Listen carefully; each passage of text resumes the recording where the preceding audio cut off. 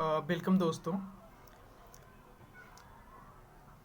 Civilian world में स्वागत है। आइए फटाफट आज का एडिटोरियल पे संपादकीय पे नज़र डालते हैं। दैनिक भास्कर में दिया गया है, शराबखोरी के खिलाफ प्रबुद्ध वर्ग का चेतना जगाएं। इसमें राइटर कहते हैं कि शराबखोरी में कई कानून बनाकर रोकने की कोशिश होती है। शराब कानूनी रूप में बिके, अवैध रूप में बनाई जाए, नकली जहरीली शराब से लोगों की मौतें तो हो सरकार के इस बात के लिए दोषी माना जाएगा। लेकिन क्या सिर्फ सरकार को दोषी मानना सही है? तर्क है कि जहां अमीरों के ज़्यादा पैसे खर्च कर अच्छी शराब उपलब्ध है, वहीं गरीब घटिया और जहरीली शराब पीने से मरने को मजबूर हैं। ऐसा तर्क देने वाले यह नहीं सोचते कि शराबखोरी की कीमत अमीर के लिए ही नहीं बल्कि जो गरीब हैं उस तबके के लिए भी उजड़ता दिखता है। बच्चे पैसा अभाव में स्कूल नहीं जाते हैं, घर वातावरण दूषित हो जाता है, शांति गायब हो जाती है। लिहाजा अगर कानून इजाज़त नहीं देता है तो इसके लिए उस घर में मुखिया को छोड़ पत्नी और बच्चों भी नहीं चाहते कि उनका पति या पिता मजदूरी कर 200 रुपये कमाए और उसमें से 100 रुपये की शराब पर बाकी लड़ाई झगड़ा थाना पुलिस और मुकदमे में खर्च करे। समय है जब समाज प्रबुद्ध वर्ग और राजनीतिक दल का जो तबका शराब की तस्करी और नकली जहरीली शराब बनाने में प्रभावी रोक न लगाने पर सरकार के कटघरे में खड़ा कर रहा है, वह समाज में भी नई शराबखोरी के खिलाफ नई चेतना लाने की कोशिश कर रहे हैं। इसमें कुल मिलाकर देखा जाए तो इसमें एक ही बात पता चलता है कि ये जो शराबखोरी और तस्करी जो इसमें हो रहा है, कहीं ना कहीं प्रबुद्ध वर्ग जो हो रहा है, जो गरीब लोग हैं उनको अपनी सही समझ न होने के कारण ये शराब को यूज करते हैं, जिसके उनके परिवार समाज में भी गलत असर पड़ता है। आइए नेक्स्ट एडिटोरियल की तरफ देखते हैं।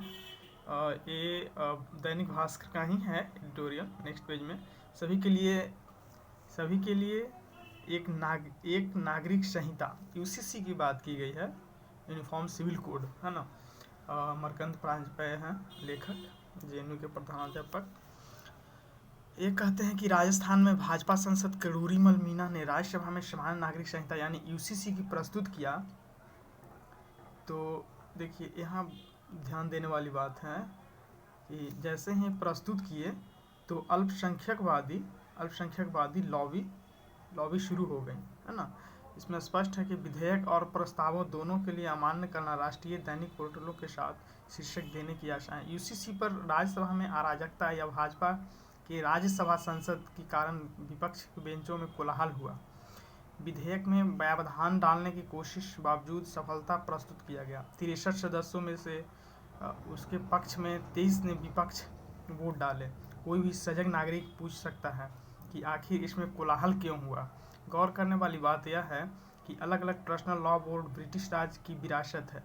उन्हीं बांटो हुआ राज करो और प्रशासनिक नीति के अनुरूप मजे की बात की है।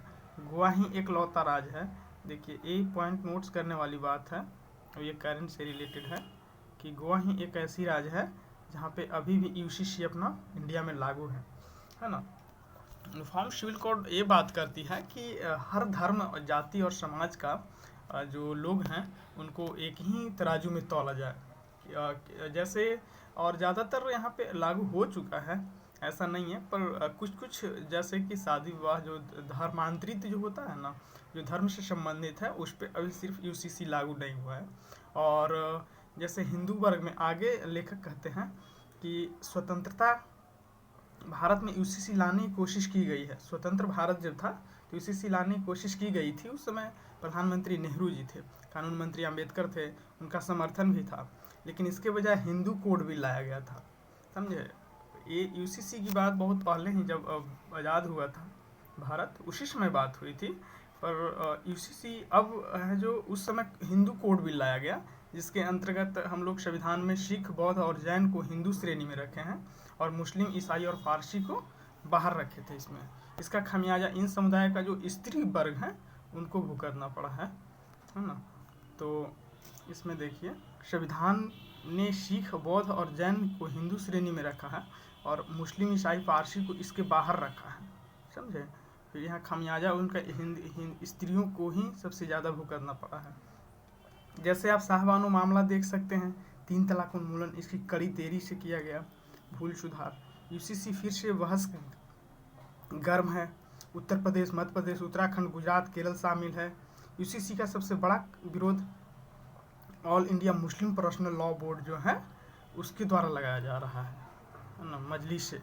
देखिए ये एक बोर्ड है जो मुस्लिम संप्रदाय को रिप्रेजेंट करता है, उनके द्वारा ये लगाया जा रहा है, ध्यान रखने वाली बात है।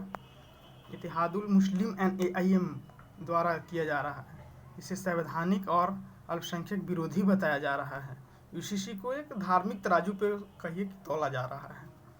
उस समय तो हिंदू कोड बिल आ गया था, पर बीजेपी सरकार का 3 मेन एजेंडा है उनका, कि एक तो राम मंदिर था, और दूसरा यूसीसी था, और तीसरा जम्मू कश्मीर का मुद्दा था। वो दोनों मुद्दा तो निपट गया है, मतलब वो सही हो गया, राम मंदिर और जम्मू कश्मीर। अब यही एक जो मुद्दा है उनका एजेंडा बच रहा है, और इसे भी सोल्व करने की बीजेपी कोशिश करेगी। बीजेपी की जो सरकार में भी लोग हैं, तो ऐसी बात है। आगे देखिए क्या कहते हैं। विदेशी मीडिया ने भी इस पर अपना रुख जाहिर कर दिया है और देश पर हिंदू तत्व थोपने की एक और कोशिश बताया जा रहा है। देखिए इसमें हिंदू बहुल्य राष्ट्र होने की वजह से कोई भी बिल या कोई भी अच्छे कामों का यहाँ पे पुरविरोध जोर किया जाता है, और ख़ास करके जो माइनॉरिटी लोग हैं उनके द्वारा, प्लस उनके सपोर्ट भी मिल जाते हैं। तो ऐसा नहीं है कि यूसीसी बिल से कहीं किसी तरह की प्रॉब्लम हो सकती है ना। ये कहीं ना कहीं ये फ़ायदे की ही चीज़ होंगी, क्योंकि वो महिलाएं जो माइनॉरिटी में आती हैं उनको बहुत ज़्यादा प्रताड़ना झेलना पड़ता है इस बिल को न होने के कारण, है ना। नेक्स्ट में देखिए क्या बोलते हैं राइटर।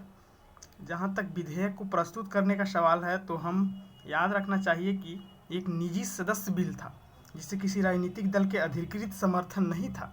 वैसे भी प्राइवेट मेंबर बिल आसानी से कानून नहीं बनता। वह अनुमोदित लंबित विधेयक ठंडे बस्ते में चला जाए। विधेयक का विरोध करने पर पूछ रहे करोरी लाल मीणा ने बताया जाना चाहिए कि 70 वर्षीय वयोवृद्ध राजनेता न केवल MBBS हैं, बल्कि अपने राज्य और समुदाय में बहुत सम्मानित भी हैं। उन्हें दूसरी बार विधेयक रखने का प्रयास किया। मार्च 2020 में भी एक बार से इसकी कोशिश कर चुके हैं, है ना।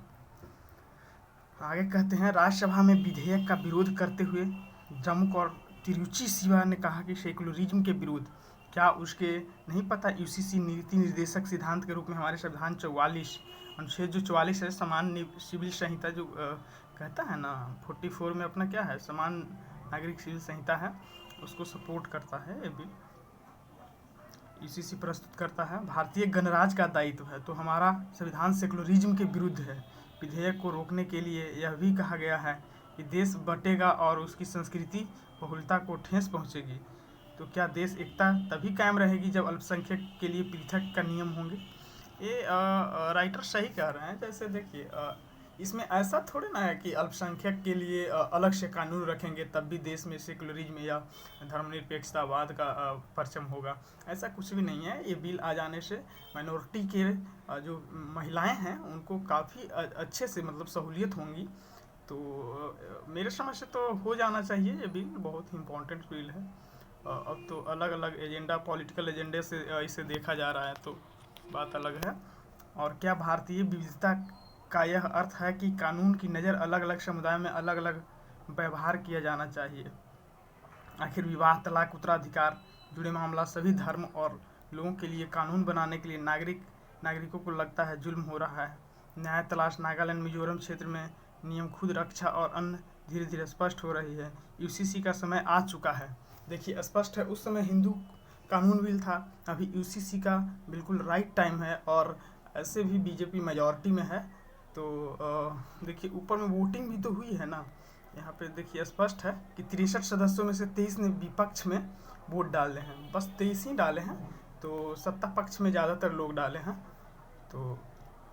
तो उम्मीद है कि यूसीसी लागू हो जाए, है ना।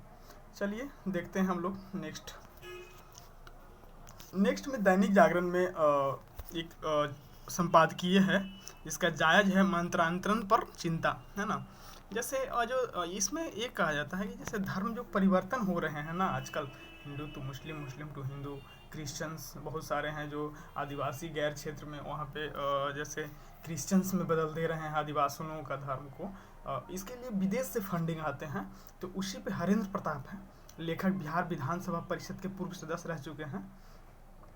तो उनका विचार देखिए धर्म परिवर्तन पे क्या है, देखते हैं, सुनिए संक्षिप्त में। देश में अनुसूचित जाति, अनुसूचित जनजाति के लिए आरक्षण की व्यवस्था है, लेकिन इस्लाम, ईसाई पंथ निमंत्रांतरित, देखिए इस्लाम और ईसाई की बात की गई है, यहाँ पे गौर करने वाली बात है। तो देखिए इस्लाम और ईसाई पंथ निमंत्रांतरित होने के लिए आरक्षण को लेकर बहस जारी है। केंद्र सरकार ने सुप्रीम कोर्ट को 2 टूक जवाब दिया है कि मुस्लिम पंथ मंत्रांतरित दलित आरक्षण लाभ नहीं दिया जाना चाहिए। इसमें संविधान कारण बाहर रखा, क्योंकि पंथ यह दावा करता है कि छुआछूत वाली व्यवस्था नहीं है, इसीलिए जनगणना के कॉलम में इन्हें उल्लेख नहीं किया जाता है। जबकि हिंदू, सिख और बौद्ध धर्म के अलावा अन्य पंथ मानने वाले अनुसूचित जाति के लोग शामिल नहीं माना जाता है। अनुसूचित जाति के लोग जैसे ही इस्लाम या ईसाई पंथ स्वीकार करते हैं, देख रहे हैं, वैसे ही अनुसूचित जाति नहीं रह जाते। जैसे ही अनुसूचित जाति, अनुसूचित जनजाति, वो ज़्यादातर गरीब तबके के लोग होते हैं। तो ये लोग को फॉरेन से फंडिंग आता है, जिससे इन लोग का धर्म परिवर्तित करवा दिया जाता है।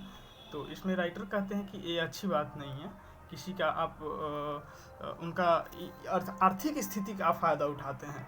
धर्म परिवर्तन भारत में है ऐसा कि आप जो धर्म चाहते हैं वो धर्म का फॉलो कर सकते हैं, फॉलोअर बन सकते हैं, पर किसी भी परिस्थिति स्थिति में नहीं। तो ऐसी बात यहाँ पे किया जा रहा है, राइटर इसमें स्पष्ट कह रहे हैं। देखिए आगे, मंत्रांतरण के बाद आरक्षण का यह पहलू इसलिए भी महत्वपूर्ण है क्योंकि अल्पसंख्यक के संरक्षण के लिए पहले से ही कई प्रावधान हैं, है ना। भारत के संविधान में जो अल्पसंख्यक हैं उनके लिए बहुत सारे प्रावधान हैं, पर जब जैसे ही धर्म परिवर्तित हो जाता है तो उनको वो आरक्षण का लाभ नहीं मिल पाता, है ना। तो वही बात यहाँ पे बताया जा रहा है। आंकड़े भी पुष्टि करते हैं। बिहार में उदाहरण ले लीजिए, विगत 2 वर्षों में सेकुलर और समाजवादी सरकार में भी बिहार ईसाई वृद्धि हुई। अरुणाचल प्रदेश में 370.41%, सिक्किम में, देखिए यहाँ पे कुछ परसेंटेज, कुछ आंकड़े आए हैं जिनको आप लोगों को ज़रूर देखना चाहिए। ये आंकड़े देखिए, है ना, ये आंकड़ा देखिए आप लोग स्पष्ट वे में देखिए। ये आंकड़ा तीसरे स्थान में बिहार ईसाई संख्या में करीबन 351 रही है। इसमें मधुबनी जिला 8,055, औरंगाबाद में 3,420, दरभंगा में 2,000, शेखपुरा में 2,135% ईसाई जनसंख्या वृद्धि दर्ज की गई है। देखिए ये जो ईसाई वृद्धि हो रहे हैं बिहार के केस में है ये डाटा। आप बीपीएससी की अगर तैयारी कर रहे होंगे तो मेंस में ये काफ़ी काम आएगा, इसे ज़रूर नोट कीजिएगा। तो इतने पॉपुलेशंस वृद्धि हो रहे हैं ईसाई में, कहीं ना कहीं ये धर्मांतरण का ही एक उदाहरण है, जीता जागता उदाहरण है। ये स्पष्ट कर रहे हैं राइटर, है ना। अनुसूचित जाति के लिए एवं लोगों को बिहार राजधानी पटना से सटे नौबतपुर के फादर जयप्रकाश सिंह मसीह का स्वीकार किया। शौचालय और कंबल, मच्छरदानी लाभ देकर लोगों को ईसाई बना रहे हैं। देखिए इस तरह की बात हो रही है यहाँ पे देश में, और यहाँ पे लोगों को पता भी नहीं चल रहा। देखिए मच्छरदानी, कंबल और लाभ देकर ये सब, है ना। और इसका दूसरा पहलू पंजाब, हरियाणा, चंडीगढ़, दिल्ली और पांडुचेरी में देख सकते हैं, जहाँ आदिवासी हैं ही नहीं। वर्ष 1971 से 2011 के बीच राष्ट्रीय स्तर पर ईसाई जनसंख्या के वृद्धि दर 95 पॉइंट इतना माना। देखिए सबसे ज़्यादा धर्मांतरण में आगे ईसाई हैं, जो अल्पसंख्यकों को धर्म में परिवर्तन करके, क्योंकि उनका फॉरेन से फंडिंग आते हैं, है ना, उनको से ये लाभ लेते हैं और धर्म को मंत्रांतरण करवाते हैं। देखिए पंजाब में कितना हुआ है, ये सब डाटा आप लोगों के सामने है, देख लीजिए। हरियाणा है, दिल्ली है, ये सब काफ़ी ईसाई जनसंख्या वृद्धि कर रहे हैं। ये सब जो स्टेट हैं कहीं ना कहीं इसमें धर्मांतरण किया जा रहा है। देखिए आगे लिखते हैं कि संप्रति कुछ अपवादों में छोड़ दिया जाए तो अमूमन हिंदू समाज का कोई वर्ग मुसलमान नहीं बनता। हिंदू समाज का कोई भी वर्ग है जो मुसलमान नहीं बनता, परंतु जहाँ तक ईसाई पंथ का सवाल है तो देश में अनुसूचित जाति, अनुसूचित जनजाति, अन्य वर्ग के लोग ईसाई पंथ मंत्रांतरित हो रहे हैं, क्योंकि लोभ दिया जा रहा है जिसके कारण ये मंत्रांतरित हो रहे हैं, है ना। अर्थव्यवस्था, भारतीय अर्थव्यवस्था में बर्बाद किया गया इस्लामिक मुगल शासकों के लिए सनातन स्थलों के ध्वस्त किया जा रहा है। जो भी सनातन धर्म है उनको ध्वस्त किया जा रहा है, क्योंकि फॉरेन से फंडिंग मिलते हैं। तो जो भी जो आर्थिक रूप से कमज़ोर हैं उनको आर्थिक लोभ देकर उनका धर्मांतरण किया जा रहा है ना। अतः संविधान निर्माता ने संविधान अनुच्छेद 25 में समावेश करते हुए अंतःकरण और धर्म की अबाध रूप से मानने का आचरण प्रचार करने की स्वतंत्रता दिया है तथा अनुच्छेद 26 में धार्मिक कार्यों प्रबंध स्वतंत्रता का प्रावधान भी किया है। अपना आर्टिकल्स में तो हर कुछ है, पर उन चीज़ों को जैसे ये लोग गलत तरीके से फ़ायदे उठा रहे हैं ना, तो ये अच्छी बात नहीं है ना। ईसाई की चगाई सभाओं आयोजन खुलेआम छल कपट करते हैं।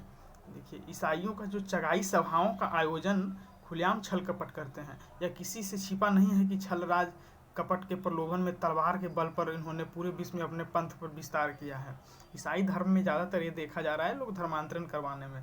अपना कई नॉर्थ ईस्ट के राज्य हैं जो काफ़ी धर्म में काफ़ी लोग धर्म परिवर्तन कर लिए हैं, और हिंदू माइनॉरिटी हो गए हैं वहाँ पे, और मेजॉरिटी में ये ईसाई लोग चले गए हैं। रीज़न यही है कि धर्म परिवर्तन कर देते हैं ये लोग। नेक्स्ट एडिटोरियल है जनसत्ता पे। जनसत्ता में देखिए क्या आया है, अनुवांशिक फसलों से पैदा होते खतरा। ये अपना जेनेटिक्स जो होते हैं ना, जेनेटिकली मॉडिफाइड, जीईएम की बात की गई है। अनुवांशिक फसल अभी कुछ दिन पहले सरसों को मिला था, उसी पे विनोद के शाह हैं, वो अपना विचार व्यक्त करते हैं, तो देखते हैं इसे।